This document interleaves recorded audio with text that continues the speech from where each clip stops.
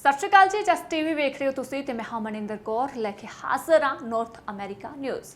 Asian American unity coalition ਨੇ 16 ਤੇ 17 ਸਤੰਬਰ ਨੂੰ ਆਪਣਾ ਤੀਜਾ ਸਮਿਟ 2025 ਮਨਾਇਆ। 6 ਸਾਲ ਪਹਿਲਾਂ ਐਸਕੇ ਵੱਲੋਂ ਸਥਾਪਿਤ ਕੀਤੀ ਗਈ ਇਹ ਸੰਸਥਾ ਵੱਖ-ਵੱਖ ਏਸ਼ੀਆਈ ਕਮਿਊਨਿਟੀਆਂ ਨੂੰ ਇਕੱਠਾ ਕਰਨ ਦੇ ਲਈ ਬਣੀ ਹੈ। ਪ੍ਰਧਾਨ ਐਸ਼ਲਾ ਅਨੰਤੀ ਅਖਵਾਈ ਦੇ ਵਿੱਚ ਸੰਮੇਲਨ ਦੇ ਵਿੱਚ ਕਈ ਪ੍ਰੇਰਨਾਦਾਇਕ ਸੈਸ਼ਨ ਹੋਏ ਨੇ। ਅਨਿਲ ਸ਼ਰਮਾ ਨੇ ਅਮਰੀਕੀ ਸਿਸਟਮ ਦੇ ਵਿੱਚ ਆਪਣੀ ਸਫਲਤਾ ਦੀ ਕਹਾਣੀ ਨੂੰ ਸਾਂਝਾ ਕੀਤਾ। ਦੂਜੇ ਦਿਨ ਨਵੀਂ ਕਾਨੂੰਨ ਸਾਜ਼ੀ ਤੇ ਕਮਿਊਨਿਟੀ ਐਡਵੋਕੇਸੀ ਤੇ ਚਰਚਾ ਹੋਈ ਹੈ। ਟੈਕਸਾਸ ਜੈਨੂਵੂ ਨੂੰ ਦਲੀਪ ਸਿੰਘ ਅਵਾਰਡ ਦਿੱਤਾ ਗਿਆ, ਜਦਕਿ ਡਾਕਟਰ ਸੁਰਿੰਦਰ ਮੋਹਨ ਸੂਰੀ ਸਮੇਤ ਕਈਆਂ ਨੂੰ ਉਹਨਾਂ ਦੇ ਯੋਗਦਾਨ ਦੇ ਲਈ ਸਨਮਾਨਿਤ ਕੀਤਾ ਗਿਆ। ਆਖਰ ਦੇ ਵਿੱਚ ਰਿਸੈਪਸ਼ਨ ਦੇ ਵਿੱਚ ਕਾਂਗਰਸਮੈਨ ਜੈਕਸਨ ਵੀ ਸ਼ਾਮਿਲ ਹੋਏ।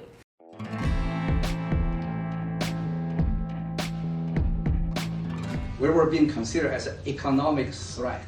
We're taking jobs away from white workers, right? That's 6 years. That's 1876. 6 years before the 1882 the Chinese Exclusion Act, right? So at that time, the nation full of anti-Asian hate, or the sentiment was very clear.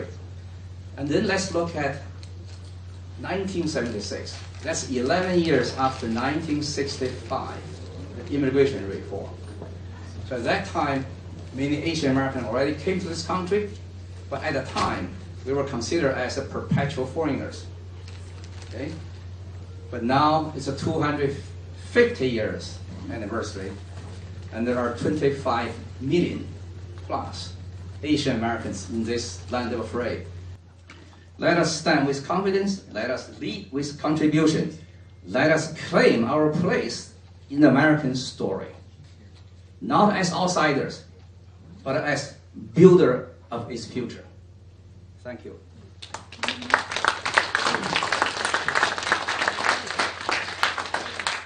We are in the process of developing a marketing plan with regard to this entire project. And what we want to do is have outreach throughout the entire country of all the Asian American communities and develop a plan where we maximize our exposure. We think it's a unique opportunity that we need to take advantage of and show and reflect the accomplishments and contributions of the Asian American community throughout our country's history. And we're intending to do that in a couple different ways. One, we want to develop a prototype plan for very local communities to consider implementing, that will lay out a plan of suggested tasks and efforts in order to raise the profile of the community celebrating the 250th year of the Declaration of Independence.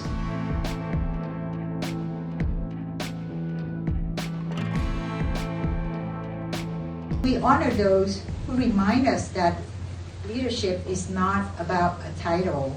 It's about the service, it's about the integrity, and it's the deep belief that the better world, a better world is really possible. These two rising young leaders are making waves early in life. Akil has shown exceptional leadership with regard to community service, university initiatives, inspiring peers through mentorship, activism, and innovation. Adam, similarly, has led with passion and service, and including education, outreach, religious service, and volunteerism. It's clear they're already laying the groundwork for a lifetime of impact. Let's congratulate them.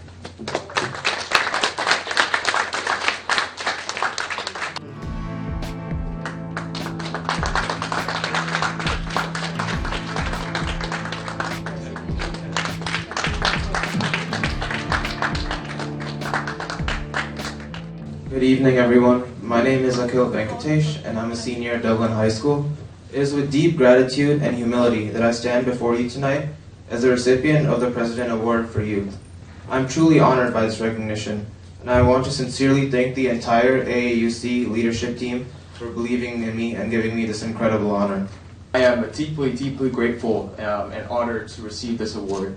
But of course, this award didn't come from just my own pure skills. I am really grateful for my mom's dedication and her strict parenting, which shaped me into the person I am. So please give a hand to my mom. Her name is Coco Lee. UCHA represents the next generation of AAPI leadership, creativity, and commitment, and courageousness. She has distinguished herself through advocacy, community projects, leadership roles that have uplifted the community voices, particularly throughout the Asian American community. We're proud to present this award to UCHA, and we congratulate her.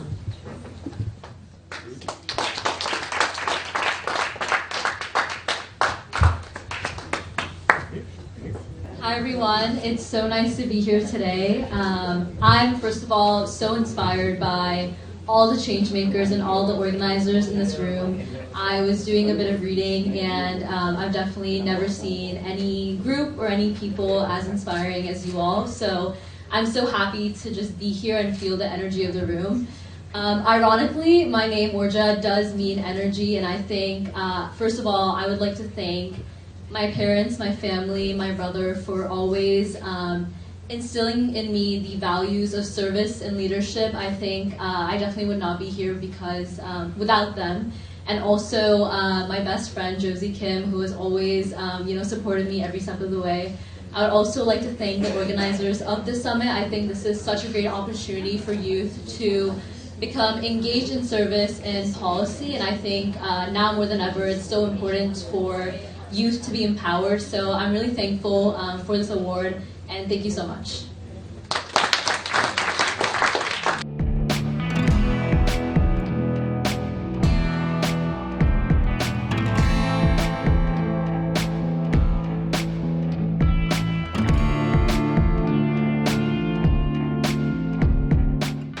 As the Philanthropist of the Year for her outstanding commitment to humanitarian efforts and community services.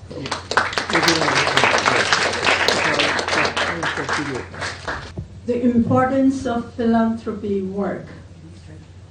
The Asian American Philanthropist of the Year award goes to Dr. Surinder Mohan Sehgal. He's an Indian American crop scientist turned philanthropist.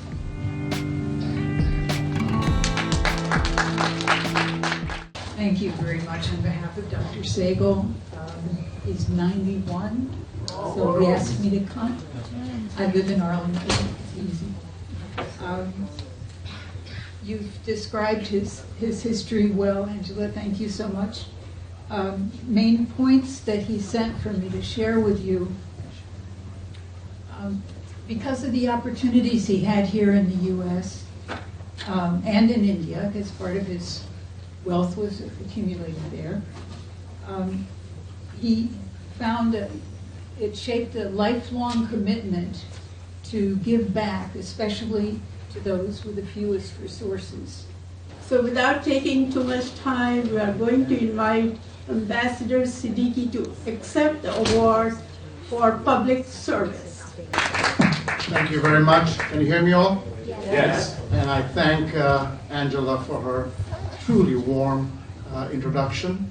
I'd like to take this opportunity to thank the founder, chair of this organization, Dr. Escalon, the summit leaders, the chair, co-chair, all the organizing people that made this event so successful.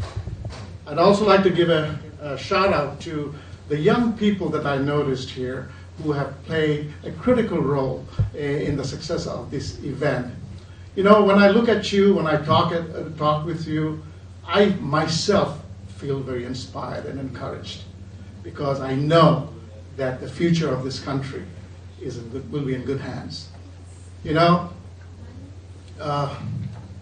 this is a very unique country, and we are all very proud to call ourselves Americans.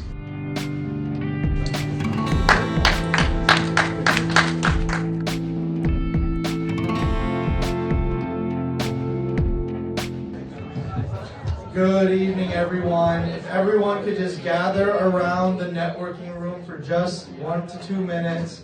We have an esteemed guest, Congressman Jonathan Jackson of Illinois, former chairman of Rainbow Push Coalition, a civil rights icon and leader. He wanted to stop by and join our solidarity, our coalition building. So we'll just give it up to Congressman Jonathan Jackson for just a minute to give some brief remarks. Thank you. Thank you so much, Joy, and congratulations to the board members and to the conveners of this great event, and continued success on this third amongst many more. It is time for coalition building. We are in the fight for our life in this country right now. When I think of what's going on this past week, there were 2 lynchings and the hangings in the state of Mississippi on the same day. One man was Caucasian, one man was African American. Words have power, words have consequence. There was an Asian American hotel owner in the Texas region that was beheaded, and these stories are not making national news. It is time for coalition building.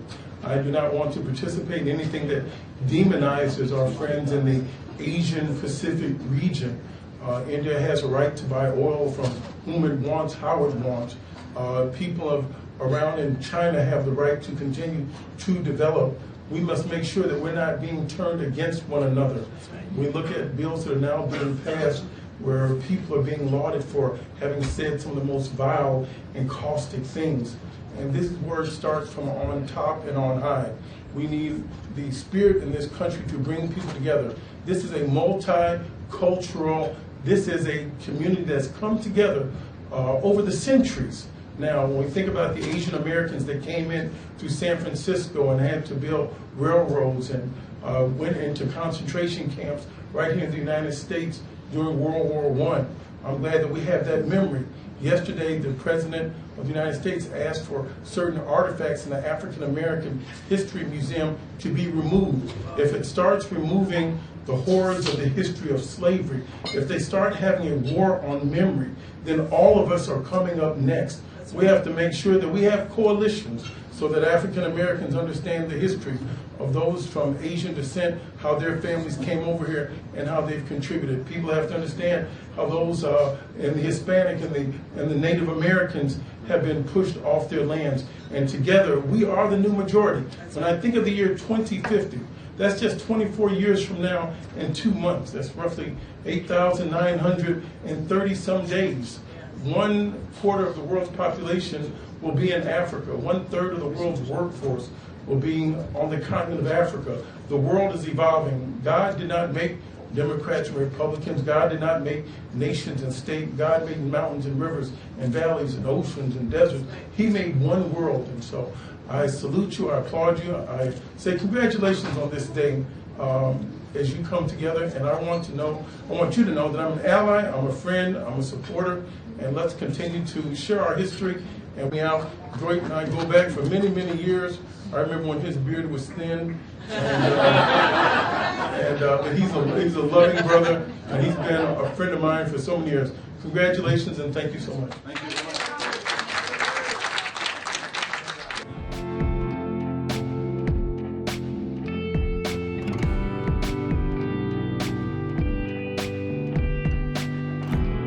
People coming to this country with little money and achieving success, fulfilling their dreams. So that is how we spend the whole day.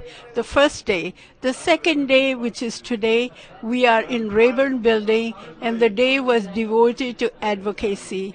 Many of our youth, as well as adults, they went to the representatives of their state, and they spoke with them and they shared with them their issues, because our political landscape is changing, policies are changing, so they wanted to make sure that their representatives know how it is impacting their communities, and they wanted to seek their help. And the young people wanted to learn how they can get actively involved, and they learned the process in the democratic process, how do you get engaged? How do you do community service? How do you work at Capitol Hill? So this was a very enjoyable day and very interesting day for them. They were very thankful. We ended our day, which is second day of the event, with awarding honorees. And these are the cross section of people from different Asian communities. We had categories of awards. The first category was for Dilip Singh Son Award, which went to Jean Wu for his political ability to work and organize, and how he has been teaching everyone to do the same. Unless you speak, your issues are never heard. And then we gave the Norm Mineta Award to Dr. Ambassador Siddiqui, Osman Siddiqui. After that, we had a philanthropy award that went to a foundation as well as to an artist. We had President's Award for young people who are not only interested in politics, they want to serve their own communities. And so we are ending our day with a little food and soft drinks as well as drinks, so that before they go home, they can relax, they can feel nourished. Tomorrow we have a half day of event where we will be touring one of the agencies. So thank you very much, and we look forward to the next year having a similar event at the Capitol, nation's capital. We are so proud that we all belong here. Thank you very much.